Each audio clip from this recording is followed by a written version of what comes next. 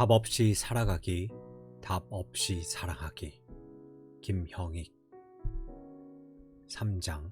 그리스도인은 무엇으로 사는가? 마라와 엘림.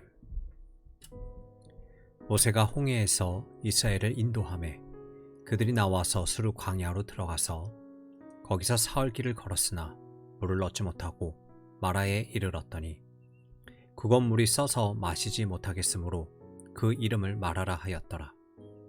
백성이 모세에게 원망하여 이르되 우리가 무엇을 마실까 하매 모세가 여호와께 부르짖었더니 여호와께서 그에게 한 나무를 가르치시니 그가 물에 던지니 물이 달게 되었더라. 거기서 여호와께서 그들을 위하여 법도와 율례를 정하시고 그들을 시험하실세 이르시되 너희가 너희 하나님 나 여호와의 말을 들어 순종하고 내가 보기에 의를 행하며 내 계명에 귀를 기울이며 내 모든 규례를 지키면 내가 애굽 사람에게 내린 모든 질병 중 하나도 너희에게 내리지 아니하리니 나는 너희를 치료하는 여호와임이라. 그들이 엘림에 이르니 거기에 물샘 12과 종려나무 70그루가 있는지라.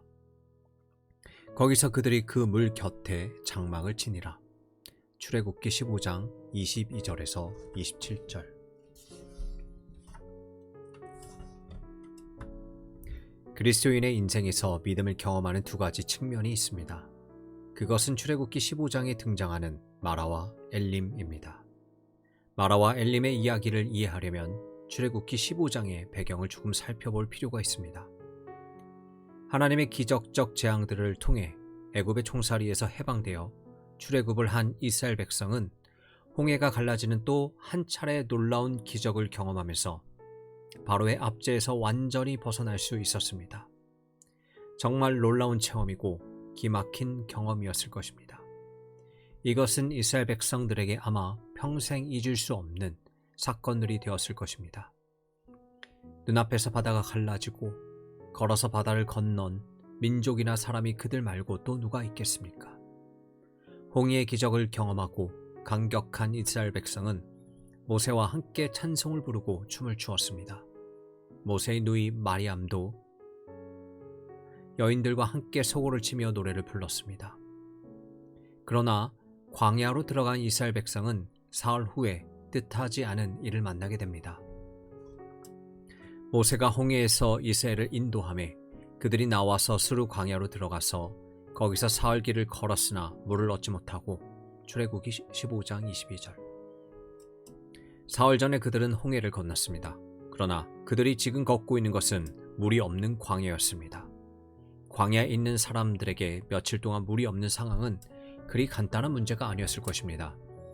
단 하루만이라도 물 없이 생활한다는 것을 상상이나 할 수 있겠습니까?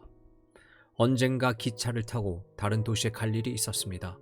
그런데 기차 시간에 맞춰 급히 움직이느라 커피 한 잔도 사지 못한 채 기차에 올라타게 되었습니다. 알다시피 요즘은 기차에서 음료를 팔지 않습니다. 그래서 도착할 때까지 한두 시간 동안 아무것도 마시지 못했는데 그 짧은 시간조차 얼마나 길게 느껴졌는지 모릅니다. 그러니 기차도 아닌 광야, 뜨거운 태양빛이 장렬하는 광야에서 사흘이나 물이 없이 지낸다는 것은 이만저만 힘든 일이 아니었을 것입니다. 절망적인 상황이라고 할 수 있을 만큼 말입니다. 그런데 이게 웬일입니까? 사흘이 지나도록 물을 얻지 못한 백성들 앞에 갑자기 오아시스가 나타났습니다. 얼마나 기쁘고 좋았을까요? 먼저 도착한 이들이 허겁지겁 물을 마시기 시작했을 것입니다. 하지만 그것은 사람이 마실 수 없는 쓴 물이었습니다. 한순간에 모든 기쁨과 흥분이 사라져버리고 그들의 입에서는 모세를 향한 원망이 쏟아져 나오기 시작했습니다. 그러나 모세는 하나님께 부르짖었습니다. 하나님께서 부르짖는 모세에게 한 나무를 가리키셨고 모세가 그 나무 조각을 물에 던지자 쓴 물이 마실 수 있는 단물로 바뀌었습니다. 백성들은 다시 기뻐하며 그 물을 마셨습니다. 하지만 쓴 물을 마셨던 경험 때문에 그들은 그곳을 마라라고 불렀습니다.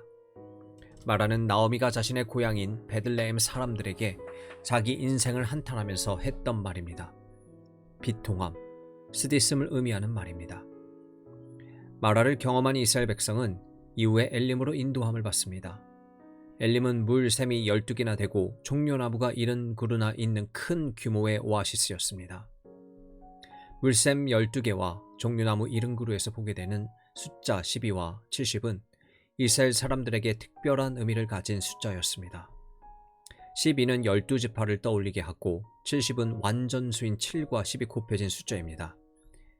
이것은 엘림이 마치 천국처럼 풍요롭고 완전함을 상징하는 장소임을 보여줍니다. 거기서 그들이 그 물 곁에 장막을 치니라. 이스라엘 백성이 엘림에서 보낸 시간은 앞뒤 문맥과 정황으로 계산해 보면 약 35일 정도가 됩니다. 그들은 대략 한 달 정도가 되는 상당한 시간을 그곳에 머물렀습니다. 지난 400년 동안 애굽에서 노예 생활을 하며 고생한 백성들을 하나님께서 위로하시는 특별한 시간이 되었을 것입니다. 어쩌면 그들에게는 인생 최초의 화려한 휴가가 아니었을까요? 거기에는 그들을 압제하고 부리고 그들의 등을 채찍을 갖다 대는 애굽 사람들이 없었습니다. 그 시간은 더 이상 애굽 사람들의 눈치를 보지 않아도 되는 시간이었습니다. 이스라엘 사람들은 엘림에서 보내는 한 달여 동안 애굽에서의 서러움이 눈 녹듯 사라지는 경험을 하며 하나님의 은혜를 누렸을 것입니다. 그런데 마라와 엘림의 일을 기록하고 있는 본문에 우리가 주목해야 할 말씀이 하나 있습니다. 출애굽기 15장 25절은 여호와께서 그들을 위하여 법도와 율례를 정하시고 그들을 시험하실세 라고 기록되어 있습니다. 즉 하나님께서 그들을 마라로 인도하사 쓴물을 경험하게 하신 것은 그들을 시험하신 일이라는 말입니다. 하나님께서는 왜 백성들을 시험하셨을까요? 하나님은 처음부터 엘림을 만나게 하실 수 있지 않았을까요? 꼭 마라를 지나서 엘림으로 가야 하는 특별한 이유라도 있었던 걸까요? 왜 그들은 마라에서 먼저 쓴물을 만나고 그 쓴물이 단물로 바뀌는 일을 경험해야 했던 것일까요? 사흘을 걸어 목마른 백성들이 도착하기 전에 쓴물을 단물로 미리 바꿔주실 수는 없으셨던 걸까요? 성경은 그 이유를 다음과 같이 밝힙니다. 여호와께서 그들을 시험하실세. 이 구절은 마라와 엘림을 이해하는 데 결정적으로 중요한 단서가 됩니다. 그리스도인이 자신의 인생에서 믿음을 경험하는 두 측면, 마라와 엘림에서 제대로 믿음을 경험하기 위해서는 이 구절의 의미를 이해하는 것이 중요합니다. 이제 우리는 처음에 말했던 대로 그리스도인이 인생에서 믿음을 가지고 살아갈 때 경험하는 두 가지 측면, 마라와 엘림을 살펴볼 것입니다. 그리스도인의 삶에는 마라와 엘림 두 가지가 다 있습니다. 어떤 그리스도인 형제가 예수님을 믿으니까 매일매일의 삶이 엘림이에요 라고 말한다면 그의 진정성을 의심할 필요는 없겠지만 저는 조금 있으면 곧 마라에 도착할 겁니다 라고 말하고 싶어질 것입니다. 물론 실제로 그렇게 말한 적은 없지만 말입니다. 다만 평생 엘림만 경험하고 사는 그리스도인은 하나도 없다는 말을 하고 싶을 뿐입니다. 반대로 어떤 그리스도인 형제는 예수님을 믿었는데 제 인생에는 왜 이렇게 마라만 계속됩니까? 라고 질문할 수도 있습니다. 이것을 그 사람에게 특별한 문제가 있다는 식으로만 해석해서는 안 됩니다. 다만 그는 지금 마라에 도착해서 거기 머무는 중일 뿐입니다. 마라와 엘림과 마라는 모든 그리스도인이 경험하는 삶의 두 측면입니다. 모든 그리스도인의 인생의 여정에 이 두 가지가 다 있습니다. 성경의 일관성에서 다니엘 풀러는 기쁨은 믿음의 시금석이라고 말했습니다. 이 말은 참된 믿음은 그 믿음을 가진 사람의 마음에 기쁨을 만들어낸다는 뜻입니다. 이 말을 그리스도인의 마음속에는 항상 춤추고 싶고 즐겁고 가슴이 벅차오르고 입가의 미소가 그치지 않는 기쁨이 샘솟는다는 뜻으로 오해하지 마시기 바랍니다. 그리스도인이 이 땅을 믿음으로 살아가면서 경험하게 되는 하늘의 기쁨이나 신령한 기쁨, 거룩한 기쁨은 이런 것들과 조금 다른 것입니다. 물론 베드로전서 1장 8절에서 예수를 너희가 보지 못하였으나 사랑하는도다. 이제도 보지 못하나 믿고 말할 수 없는 영광스러운 즐거움으로 기뻐하니 라고 기록된 것처럼 말할 수 없는, 형언할 수 없는, 그리고 너무나 영광스러운 즐거움은 성경이 분명히 말씀하는 믿음의 결과입니다. 그러나 바울 사도는 고린도 후서 6장 10절에서 이렇게 말합니다. 근심하는 자 같으나 항상 기뻐하고. 고린도 사람들이 바울을 볼 때 바울을 둘러싸고 있는 환경과 상황은 그리 녹록치 않았습니다. 그는 선교 사역 내내 골치 아픈 환경에서 살아야 했고 그 자신이 표현한 대로 사방에서 우겨쌈을 당하는 것 같은 삶이 지속되었습니다. 심정적으로나 육체적으로나 그의 삶을 둘러싸고 있는 환경이 그를 근심하게 하지 않을 수 없었기에 고린도 사람들은 바울을 보며 저 사람은 항상 얼굴에 근심이 있어 라고 생각했을지도 모릅니다. 그러나 바울은 이렇게 말합니다. 근심하는 자 같이 보이겠지만 내 안에는 항상 기쁨이 있습니다. 바울이 이야기하는 기쁨은 일반적으로 말하는 예컨대 어린아이들이 엄마 아빠가 선물을 사주면 깡충깡충 뛰고 며칠 동안 흥분하고 아침에 일찍 일어나서 선물을 바라보는 식의 기분이나 감정이 아닙니다. 즉 그가 항상 기뻐하는 것은 엘림에는 있고 마라에는 없는 기쁨이 아닙니다. 만일 그리스도인이 이 땅에서 경험하는 영적인 기쁨이 엘림에서만 경험할 수 있는 것이라면 도대체 살아있는 믿음이 우리 안에서 무슨 역할을 한단 말입니까? 예수님을 믿지 않는 사람도 엘림의 환경에 이르면 가슴이 벅차오르고 즐거움이 샘솟습니다. 아무것도 염려하거나 근심할 필요가 없습니다. 반대로 마라에 가면 온통 근심거릴 뿐입니다. 모든 인생에 엘림과 마라의 시간이 있듯이 그리스도인에게도 엘림과 마라의 시간이 존재합니다. 만일 우리의 믿음이 마라에게는 축 처지고 낙심하고 좌절하고 절망해야 하는 것이고 엘림에 도착해야만 기쁘고 즐겁고 흥분되는 것이라면 믿음이라는 것이 도대체 신자 안에서 어떻게 역사하고 어떻게 일하는 것이란 말입니까? 예수 그리스도를 믿는 사람과 믿지 않는 사람 사이에 도대체 무슨 차이가 있는 것입니까? 그리스도인이 겪고 살아가는 엘림과 마라의 상황에서 믿음이 각각 어떤 역할을 하는지 살펴보겠습니다. 먼저 엘림입니다. 엘림은 하나님께서 이 땅에서 답 없이 살아가는 자녀들의 인생에 주시는 선물이자 위로입니다. 엘림을 경험해 본 사람들은 이것이 어떤 것인지 잘 알 것입니다. 엘림에서 보내는 시간에는 가슴 벅찬 기쁨이 있고 입가에서는 웃음이 사라지지 않습니다. 행복한 마음을 숨길 수도 없습니다. 모든 것이 만족스럽습니다. 하나님을 찬송하고 싶고 누가 가르쳐주지 않아도 하나님의 선하심에 대한 노래를 가슴에서 입으로 종일 흥얼거리게 됩니다. 이러한 기쁨의 표현을 경박하다고 비난할 필요는 없습니다. 이 모든 것이 하나님께서 주신 은혜라는 것을 알고 그분께 찬송하는 것이 어떻게 경박한 것이겠습니까?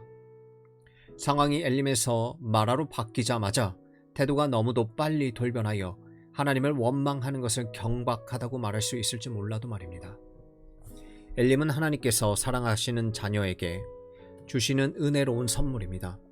하나님께서 엘리야에게 천사를 보내 떡을 먹이시고 물을 마시게 하셨던 것처럼 너 많이 지쳤구나 하시며 여기서 쉬며 기력을 회복하렴 이라고 말씀하시는 것과 같습니다. 이것을 기쁨의 현재적인 흘러 넘침이라고 합시다. 그렇다면 그리스도인의 삶은 매 순간 이런 엘림, 즉 기쁨의 현재적인 흘러 넘침을 경험하는 삶이라고 말할 수 있을까요? 성경은 그리스도인의 삶에 엘림만 지속되고 이렇게 엘림에서만 살다가 천국으로 가는 것이 그리스도인의 삶이라고 가르칩니까? 믿음으로 살아가는 당신의 삶에는 언제나 엘림이라는 기쁨이 현재적으로 흘러 넘치고 있습니까? 만일 그리스도인이 믿음으로 살아감에도 불구하고 그런 기쁨이 흘러 넘치는 삶을 매 순간 경험하지 못한다면 그 사람에게 무슨 영적인 문제가 있다는 뜻입니까? 이 질문에 대한 성경의 대답은 무엇입니까? 엘림이 그러하듯 마라도 그리스도인이 믿음으로 경험하고 살아가는 실제입니다. 마라는 환상이나 허구가 아닌 그리스도인의 삶의 실제입니다. 믿음으로 사는 신자에게도 마라가 찾아옵니다. 우리는 나오미의 삶에서 그것을 보지 않았습니까? 어찌 보면 비통함과 쓰디씀을 의미하는 마라라는 말 자체가 그리스도인이 살아가는 답 없는 삶을 잘 표현해주는 말인지도 모릅니다. 그리스도인의 삶은 딱 떨어지는 답을 가지고 사는 것이 아니고 신앙 공식만 적용하며 답이 나오는 삶도 아니기 때문입니다. 그리스도인에게도 설명이 안 되는 고난이 찾아옵니다. 그것이 마라입니다. 당신은 당신의 인생 여정에서 엘림이 아닌 마라를 지날 때에도 기뻐할 수 있습니까? 이것은 매우 중요한 질문입니다. 마라에서도 우리는 기뻐할 수 있습니까? 당신이 지나온 시간을 돌아보십시오. 당신의 인생에도 쓰디쓴 마라가 있었을 것입니다. 거기서 당신은 믿음 때문에 기뻐할 수 있었습니까? 어떤 사람들은 잘못된 신앙적 관점을 가지고 이렇게 생각하기도 합니다. 마라에서도 그리스도인은 기분이 좋아야 하고 입가에 미소가 번져야 한다. 그것이 잘 안되면 억지로 억지로라도 웃으려고 애쓰며 평안한 모습으로 살아야 한다. 정말 그렇습니까? 그리스도인은 마라에서 힘들어하면 안 됩니까? 예수 믿는 사람은 힘들어도 힘들다고 말하면 안 됩니까? 예수 믿는 사람은 마라에서도 괜찮아요, 아무렇지도 않아요 라고 말해야 합니까? 그런 사람이 믿음 좋은 사람이고 그렇게 해야만 우리가 하나님을 영화롭게 하는 것입니까? 물론 그리스도인은 마라에서도 기뻐할 수 있습니다. 어떤 방식으로 기뻐할 수 있을까요? 엘림에서 경험하는 것과 똑같은 방식이 아닙니다. 물을 마시지 못하면 갈증을 느끼고, 음식을 먹지 못하면 허기를 느끼고, 통증을 느끼면 괴로워하는 것이 인간입니다. 인간이기에 외로움도 느낍니다. 그래서 당장은 웃음이 사라지고 가슴에 벅찬 감격도 식어버리고 말겠지만, 그럼에도 불구하고 그리스도인은 마라에서도 믿음과 기쁨의 실제를 경험하고 누릴 수 있습니다. 괴롭고 힘든 마라에서 그리스도인이 기쁨을 얻는 방식은 다음과 같습니다. 즉 믿음으로 하나님의 약속을 붙잡고 하나님의 약속 안에 담겨있는 그분의 풍성한 선하심과 자비하심과 은혜를 붙잡는 것입니다. 이것이 바로 그리스도인이 마라에서 하나님의 은혜를 기쁨을 누리는 방식입니다. 출애굽기 15장 25절과 26절에 기록된 것처럼 하나님은 그들을 시험하셨습니다. 하나님께서 단물을 먼저 주시지 않고 쓴물을 먼저 주신 이유, 마라의 쓴물을 먼저 맛보게 하시고 그 물을 달게 바꾸어 주신 이유, 마라를 먼저 주시고 그 뒤에 엘림을 주신 이유를 존 칼빈은 다음과 같이 설명합니다. 하나님은 그들에게 단물을 먼저 주실 수 있었다. 그러나 하나님은 그들 속에 잠복해 있는 쓴뿌리를 쓴물로 드러내고자 하셨다. 놀라운 통찰입니다. 하나님께서 마라의 쓴물로 우리를 인도하실 때조차 우리는 하나님의 선하심을 신뢰하도록 부르심 받습니다. 마라에 있을 때에는 하나님의 선하심에 대한 신뢰를 멈추고 불평하고 원망해야 한다고 말하지 않습니까? 하나님께서 시험하셨다는 말은 마라가 우리 자신이 어떤 존재인지, 우리의 믿음이 어떤 믿음인지를 보게 만드는 자리라는 의미입니다. 이스라엘 백성들은 사흘 동안 그럭저럭 잘 견디고 참아냈습니다. 홍해의 기적을 경험한 것이 불과 3일 전의 일이었습니다. 3년 전, 3개월 전이 아니었습니다. 그러나 마라에 이르자 그 모든 감격과 기쁨이 3일 만에 다 사라지고 말았습니다. 누군가의 말을 바르게 이해하려면 그 사람이 어떤 삶의 배경을 가지고 있는지 아는 것이 중요합니다. 칼빈이 하나님은 단물을 먼저 주실 수 있었지만 쓴물을 먼저 주셔서 그들 안에 있는 쓴뿌리를 보게 하셨다고 말한 것을 들으며 그런 말을 하는 칼빈의 생애에는 과연 마라가 존재했나? 마라를 경험하고도 그런 말을 할 수 있을까? 되묻고 싶은 사람이 있을지도 모르겠습니다. 그렇습니다. 칼빈의 삶은 긴장의 연속이었습니다. 그가 하나님의 숨겨진 섭리의 고삐로 종교개혁의 한가운데 들어온 이후 그에게는 단 한순간도 긴장의 끈을 놓을 수 있는 시간이 주어지지 않았습니다. 사방에 너무나 많은 대적이 있었고 그들과 대립해야 했으며 잘못된 교리를 주장하는 사람들과 거센 진리의 싸움을 싸워야 했습니다. 그는 평생 그런 삶을 살았습니다.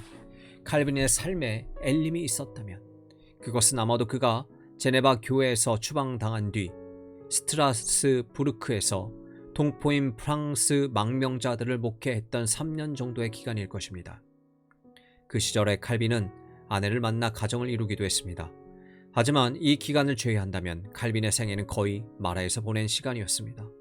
그런 마라의 시간이 칼빈을 행복하고 여유롭고 평안하게 해줄 수는 없었을 것입니다. 그런 삶을 살았던 칼빈에게 당신은 왜 기뻐하지 않습니까? 왜 당신에게는 흘러 넘치는 기쁨이 안 보입니까? 왜 그렇게 얼굴을 찌푸리고 있습니까? 라고 질문할 수 있겠습니까? 그렇다고 해서 칼빈의 마라의 삶 속에서 쓰디쓴 인생의 비통함만을 경험하고 살았다는 말을 하려는 것은 아닙니다. 놀랍게도 칼빈은 기독교 강요와 그의 설교에서 다음과 같은 표현을 유독 많이 사용했습니다. 하나님의 약속 안에 담긴 그분의 선하심과 자비를 붙잡아야 한다. 이것이 믿음이다. 칼빈 자신도 마라에서 보내는 그 긴 세월 동안 이 믿음의 싸움을 싸우며 긴장을 놓지 않았습니다. 마찬가지로 우리의 인생이 마라로 인도함을 받을 때 우리도 하나님의 약속 안에 담긴 그분의 선하심을, 자비하심과 은혜를 붙잡아야 합니다. 그것을 붙잡게 하는 것이 바로 믿음입니다. 칼빈의 전기를 읽는 사람들은 칼빈이 마라 같은 인생을 살았기에 그 삶에는 기쁨이 없었다고 말할 수 없습니다. 그는 기쁨을 누렸습니다. 그가 기쁨을 누리는 방식은 바로 믿음이었습니다. 현재 환경 속에 주어진 것은 아니지만 믿음으로 하나님의 약속 안에 있는 그분의 선하심과 자비와 은혜와 무한한 영광스러운, 그리고 감당조차 할 수 없는 그 영원한 약속을 붙잡는 것이었습니다. 이것이 칼빈이 싸웠던 믿음의 싸움이었습니다. 바울도 동일한 믿음의 싸움을 했을 것이고 손양원 목사님도, 주기철 목사님도 그랬을 것입니다. 우리의 많은 믿음의 선배들이 다 그렇게 마라에서 믿음의 실제를 경험하며 살았습니다. 그렇게 그들은 마라에서도 믿음으로 하나님께 찬송을 올려드리고 감사할 수 있었습니다. 칼빈은 기독교 강요에서 믿음의 주된 확신은 바로 장차올 내세에 대한 기대에 있다고 이야기합니다. 믿음의 주된 확신, 믿음의 가장 중요한 줄기는 장차올 내세의 소망을 붙잡는 것이라는 말입니다. 그는 하나님의 약속이 믿음의 기반이라고 이야기합니다. 하나님을 믿는다고 할 때 우리가 믿는 믿음의 실체는 과연 무엇입니까? 그리스도인은 성경에 기록된 모든 것을 믿지만 특별히 하나님의 약속을 믿습니다. 즉, 하나님을 믿는다는 것은 그분의 약속을 믿는 것입니다.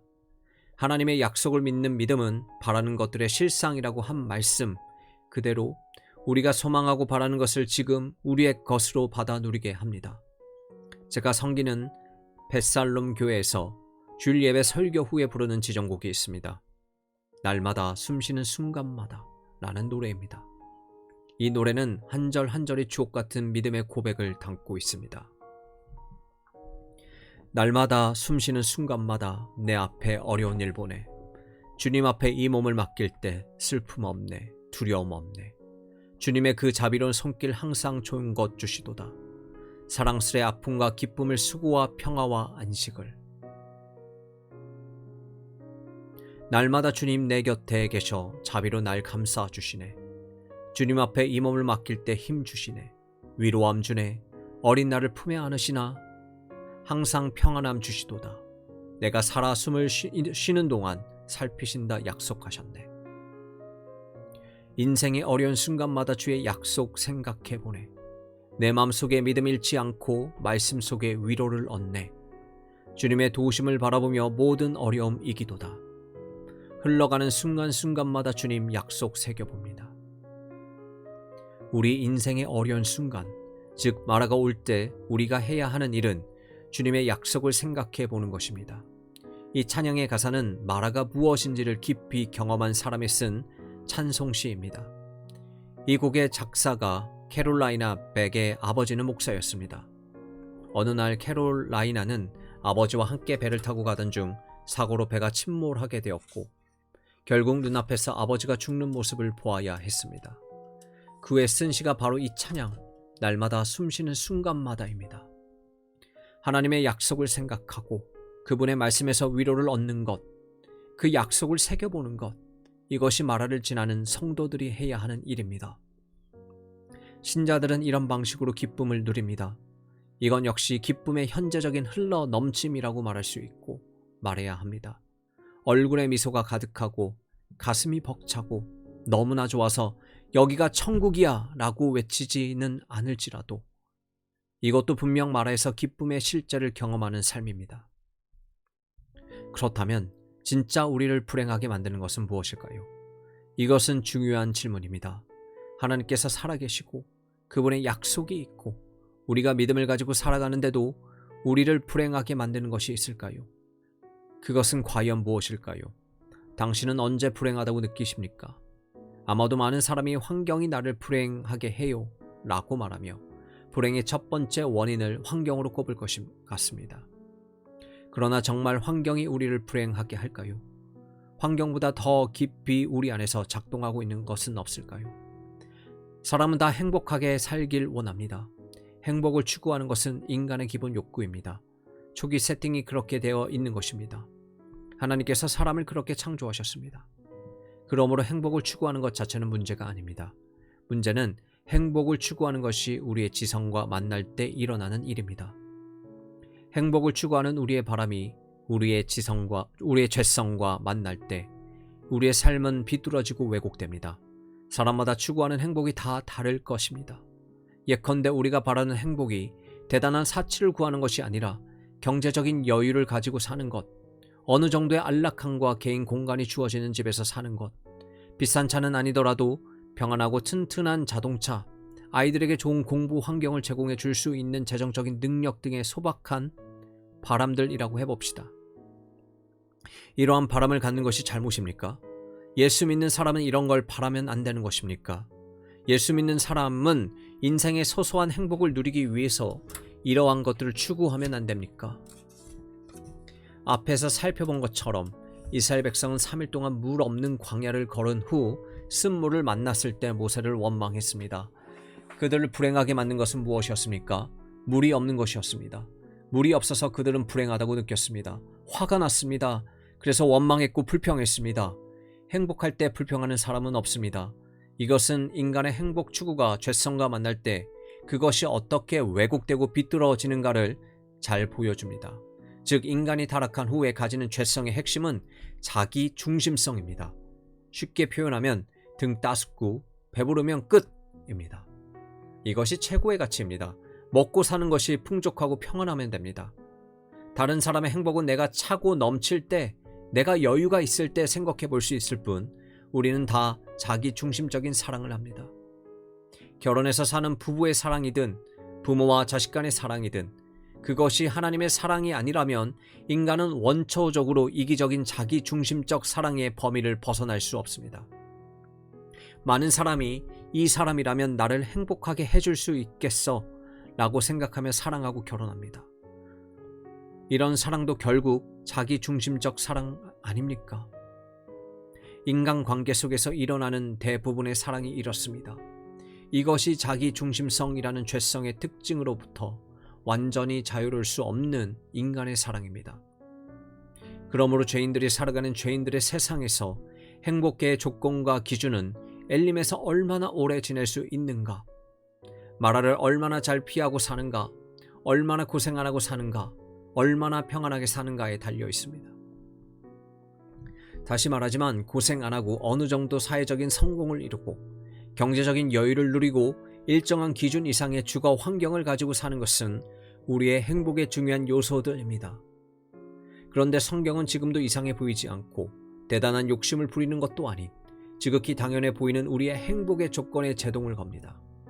그러면 우리는 발끈해서 하나님은 이런 것까지 제약을 하시나 라고 마음이 상하거나 하나님은 우리가 행복하게 사는 걸 싫어하시나 라고 하나님의 성품의 의의를 제기하고 싶어집니다. 하지만 하나님께서는 내가 생각하는 그 기준, 그 조건이 정말 잘 사는 거라고 생각하니? 그게 정말 행복한 삶이라고 생각하니? 라고 물으십니다. 그리고 조금 더 나아가 경험해 보니 진짜 행복하더냐? 라고 물으십니다. 당신은 어떻습니까? 엘림은 행복이고 마라는 불행이다 라는 공식에 동의하십니까? 환경만 바뀌면 행복할 것 같습니까? 그것이 당신이 원하는 것입니까? 인간의 행복 추구 경향이 죄성과 만날 때 일어나는 왜곡과 한계가 바로 여기에 있습니다. 그렇다면 죄인이 거듭나서 하나님의 자녀가 될 때 이 문제와 관련하여 어떤 변화가 일어나는 것일까요? 하나님의 자녀로 거듭나고 성경의 모든 약속을 믿는 데로 불구하고 여전히 행복과 불행의 조건이 마라와 엘림에 달려 있다면 뭔가 문제가 있는 것 아닐까요? 믿음은 대체 믿는 사람 안에서 무슨 일을 합니까? 기독교는 무엇이고 복음의 능력은 어디에 있는 것입니까? 거듭난 사람과 거듭나지 않는 사람의 행복과 불행의 조건이 똑같을 수는 없습니다. 죄인을 거듭나게 하실 때 성령님은 우리 안에 새로운 본성을 만드십니다. 그것은 바로 신적 본성입니다. 그 순간부터 우리는 죄성의 지배를 받는 것이 아니라 거룩한 본성의 지배를 받아서 은혜 안에서 살아갑니다. 그것이 바로 로마서 6장 14절에서 죄가 너희를 주장하지 못하리니 이는 너희가 법 아래서 있지 아니하고 은혜 아래 있음이라는 말씀의 의미입니다. 우리는 새로운 지배적 힘, 우리의 생각과 우리의 판단과 우리의 느낌과 그 모든 것에 영향을 미치는 결정적인 새로운 은혜의 원리 속에서 살아갑니다. 이것이 하나님의 성령께서 예수를 믿는 사람들, 중생한 사람들 안에서 하시는 일입니다. 새 사람이 되기 전에는 죄성의 지배를 받아서 죄에만 반응했지만 거듭남 뒤에는 은혜 아래 있기 때문에 복음에 반응하며 살아가는 것입니다. 그렇게 할 때 복음의 말씀으로 은혜를 받을 때마다 우리의 거룩한 본성이 점점 더 강화되고 강화된 본성이 은혜 안에서 누리는 행복을 누리게 합니다. 이전과는 다른 관점, 다른 기준이 생기는 것입니다. 다시 마라와 엘림으로 돌아와 봅시다. 우리 모두의 삶에는 마라와 엘림이 있습니다. 다소 억지스러운 질문을 하나 하겠습니다. 당신의 삶에는 마라와 엘림의 비율이 어떻게 됩니까? 5대5입니까? 아니면 마라가 1이고 엘림이 9입니까? 아니면 정반대로 엘림이 1이고 마라가 9입니까?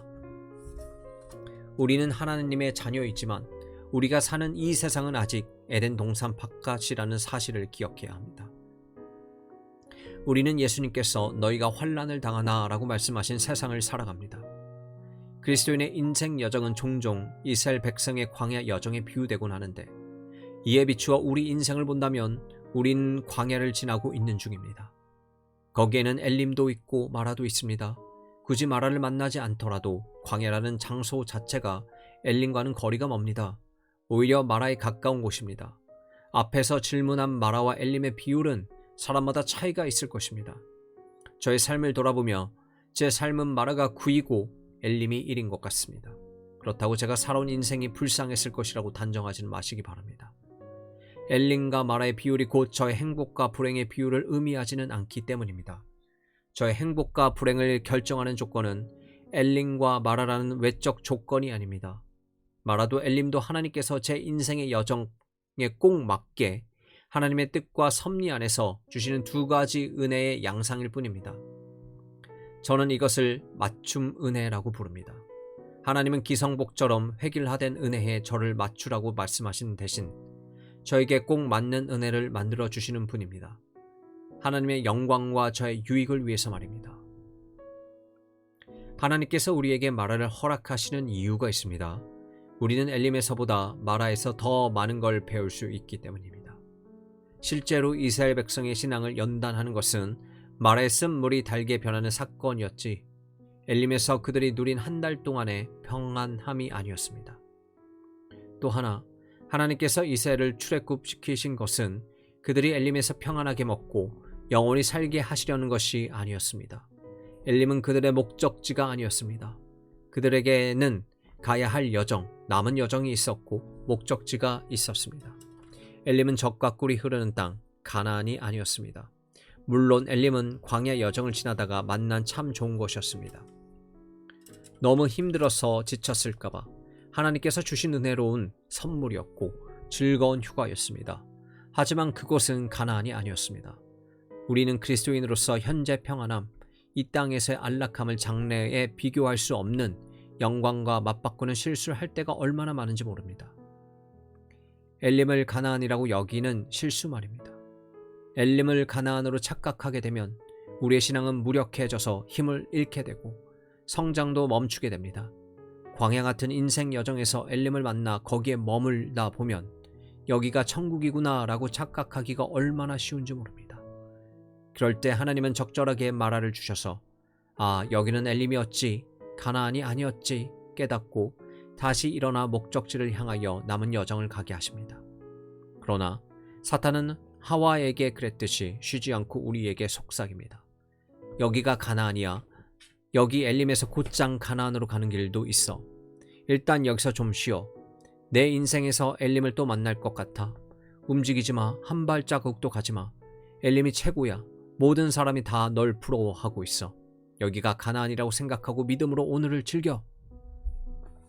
그리스도인으로서 믿음을 가지고 살아갈 때 우리가 받는 죄의 유혹의 핵심은 엘림을 가나안으로 착각하게 만드는 것입니다. 엘림을 가나안으로 착각하고 사는 것은 타락입니다. 하나님께서 우리에게 엘림의 시간을 주실 때에는 감사하며 그것을 잘 누리며 됩니다. 그리고 하나님께서 이제 일어나서 다시 가자고 하시면 순종하여 일어나서 떠나면 됩니다. 당신이 지금 누리고 있는 엘림이 있다면 그 엘림을 가나안으로 착각하지 마십시오. 엘림은 하나님께서 우리에게 주시는 보너스 같은 것입니다. 어떻게 해서든 엘림에 오래 머물러야 하겠다고 생각하지 마십시오. 우리를 기다리는 천성이 있다는 것, 우리에게는 가야 할 목적지가 있다는 것, 우리는 영광의 나라를 소망해야 한다는 사실을 놓치지 말아야 합니다. 성경 전체를 통해서 하나님이 사랑하는 자녀들에게 주시는 교훈은 분명합니다. 하나님의 은혜는 모든 사람에게 동일한 방식으로 똑같이 주어지는 게 아닙니다. 언제나 신비한 방식으로 우리 각자의 인생 여정에 기가 막힌 때에 기가 막힌 방식으로 기가 막힌 분량으로 주어집니다. 때로는 마라의 형식으로, 때로는 엘림의 형식으로 말입니다. 겉으로 볼 때 엘림과 마라의 비율이 1대 9인 사람과 4대 6인 사람이 있다고 칩시다. 과연 엘림의 비율이 4인 사람이 엘림의 비율인 1인 사람보다 반드시 더 행복할까요? 그렇지 않습니다. 하나님의 은혜는 엘림도 은혜고 마라도 은혜이기 때문입니다. 합치면 10입니다. 두 사람 모두 10의 은혜를 누릴 수 있는 것입니다. 그렇다면 우리는 우리의 지나온 삶을 전면적으로 돌아볼 필요가 있지 않을까요? 마라도 은혜이고 엘림도 은혜라는 새로운 관점으로 말입니다. 우리가 참으로 하나님의 거듭난 자녀이고 하나님께서 우리에게 신적 본성을 주셨고 우리가 하나님의 은혜를 맛보아 안 사람들이라면 행복과 불행을 결정짓는 세상의 조건에서 좀 더 자유로울 수 있어야 하지 않겠습니까? 여전히 우리가 엘림과 마라가 내 행복과 불행의 조건이야 라는 공식에 사로잡혀 살아가고 있다면 우리의 믿음은 도대체 어디에 있는 것이며 기독교는 대체 무엇이란 말입니까? 간혹 다른 그리스도인과 자신의 삶을 비교하여 시험에 들을 때가 있습니다. 내 삶에는 마라가 많은데 왜 그 사람의 삶에는 엘림만 있는 건지 의아해하기도 합니다. 하지만 내 인생에 마라가 많으면 어떻고 그 사람의 인생에 엘림이 많으면 어떻습니까? 마라에서는 쓴물이 달게 변하는 은혜를 경험하는 것이고 엘림에서는 연약한 인생에게 주어지는 위로를 경험하는 것인데 말입니다. 사람마다 그 사람에게 맞는 다른 은혜가 있는 법입니다. 우리는 모두 철로 역정을 함께 걷는 순례자들입니다. 때로는 마라를 만나고 때로는 엘림에 머물면서 말입니다. 그러므로 엘림에 머무는 사람을 시기하지도 말고 마라에 있는 사람을 무시해서도 안 됩니다. 우리가 함께 철로 역정을 걸어가면서 서로 사랑하라고 부름을 받은 사람들입니다. 이것은 세상이 할 수 없는 일입니다. 세상에서는 마라에 있는 사람들끼리 엘림에 있는 사람들은 엘림에 있는 사람들끼리 어울립니다. 상대를 시기하거나 무시하면서 말입니다. 그러나 교회는 서로를 시기하거나 무시하지 않고 함께 사랑하면서 광야의 여정을 걸어가는 나그네들의 공동체입니다. 교회에서만 이런 사랑이 가능합니다.